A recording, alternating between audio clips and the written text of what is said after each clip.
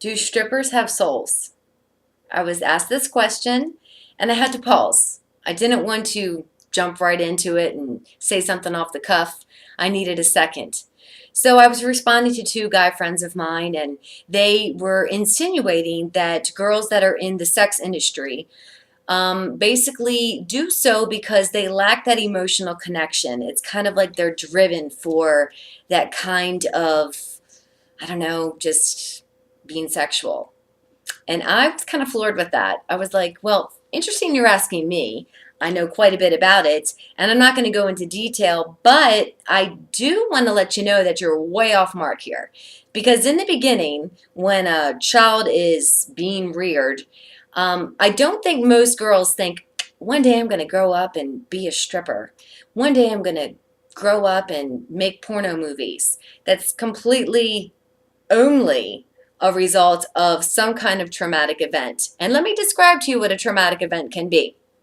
First and foremost, because we're spiritual beings and every single one of us are made in God's image, when we are being formed and created in our mother's womb, there is a ripe opportunity for the enemy to come in and an assignment be placed on that embryo, the fetus, whatever, the child. By the time it pops out at 9 months, however it was incubating, then if something was perceived as a lie to that little being's brain, then it's going to manifest in an awkwardness, a confusion about its identity.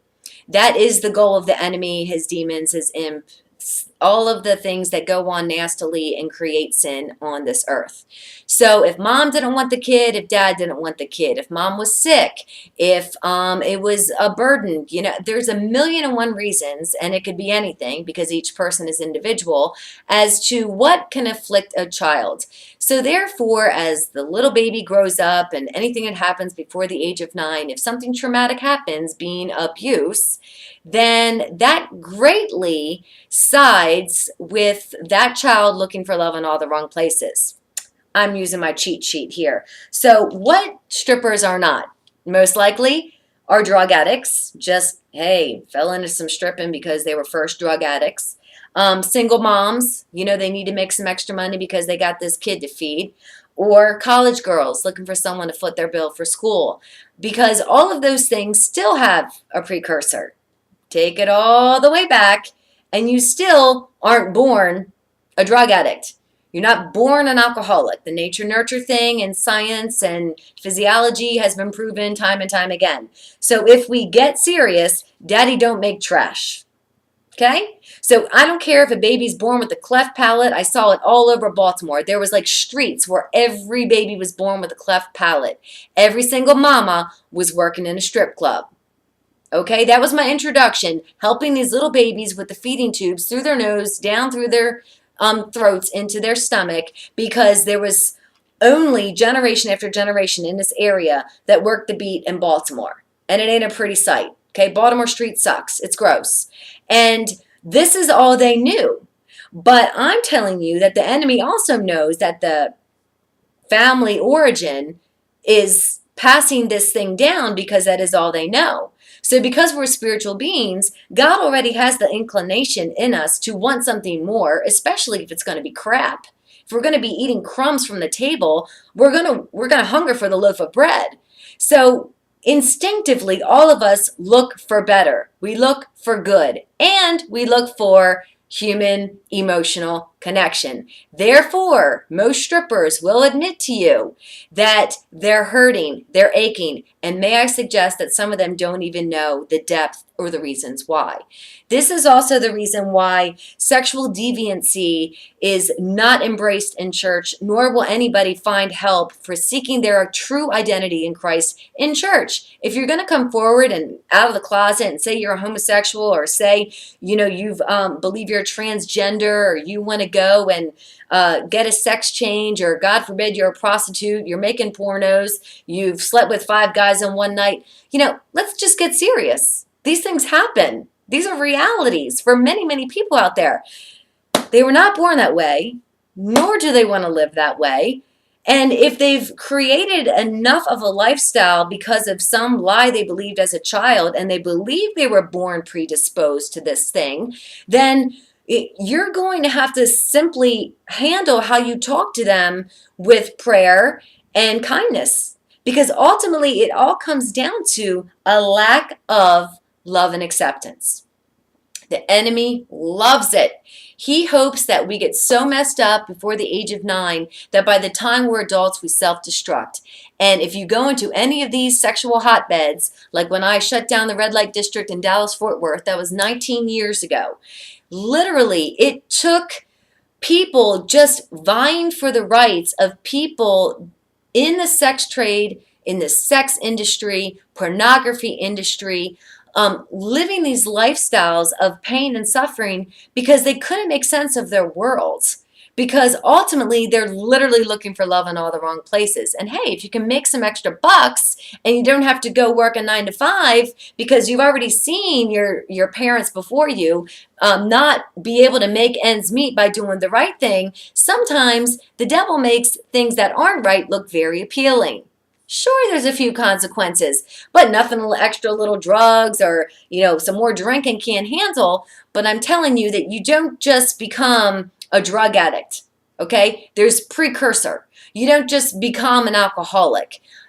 Something, usually a traumatic episode or a thought and a lie, come into that person's very existence and thwarts their identity.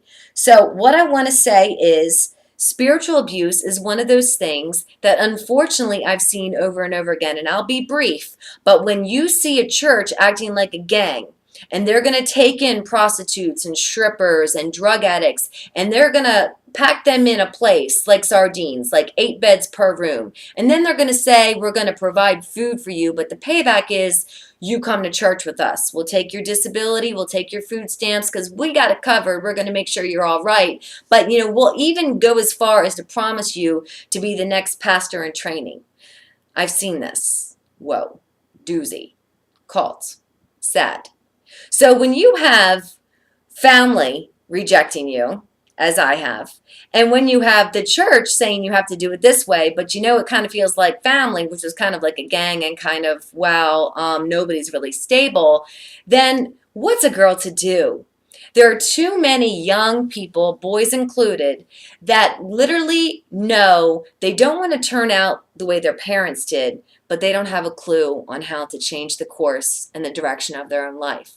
And that's where it's fundamental for the church to be able to say, spiritual beings are what we first are, created in God's image. So that doesn't give anybody a right to say, you're always going to be this.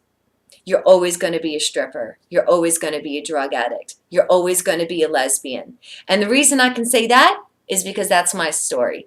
Let's say I have like 13 followers on Angie Andrews Eyesight YouTube channel. So I think I can take a risk and put my story out there. Lord knows my sisters will love it because, I've kind of been that black sheep all along. Thank God Jesus came and died for me. Whoop, whoop. So I was abused at the age of 3. And I shut that down. So my little brain splintered off and held those memories.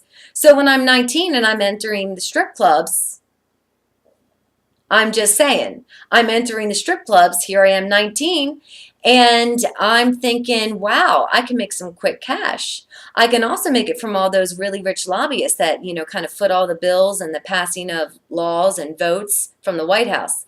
Yeah, that's why I don't give government the time of day. Please don't think the government's out to help us. The government isn't going to help you any more than sexing it up, eating it up, drinking it up, drugging it up. I mean, really, they're all really meant to keep us down, which is part of the enemy's plan.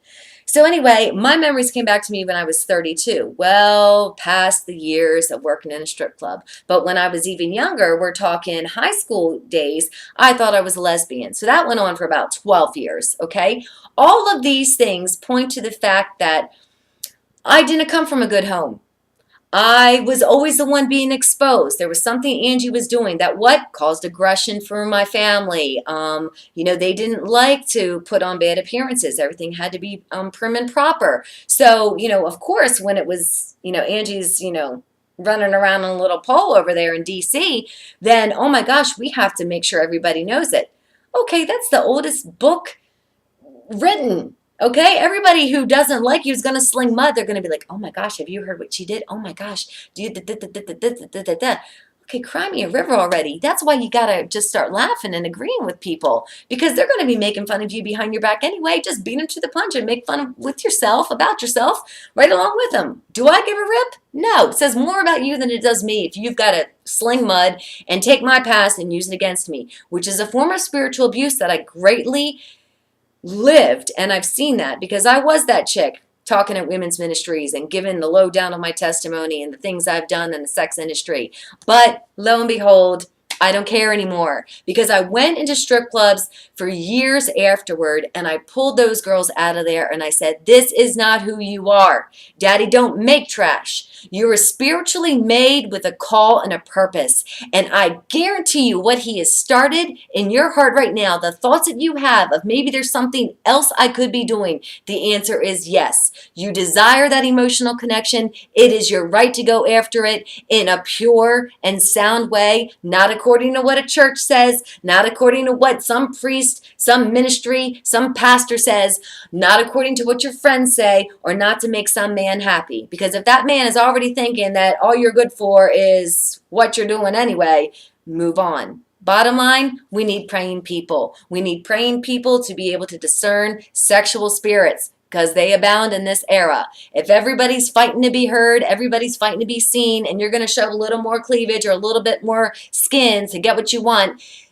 that's going to fade too, because it's all smoke and mirrors. It's not going to pan out. So the next time somebody asks me any more questions about some stripping, I'll probably just give it to them straight and tell them how I know so personally. But I am happy to say that I'm free, have been for over 20 years. And when you go through something as nasty as being abused sexually and then not knowing your identity and thinking that that's all you're good for, and when you come out of that, man, you got a mouth like mine, you're going to be setting some captives free. And that, my friends, is what I intend to do. And there will be more on this sexual topic. I can guarantee it.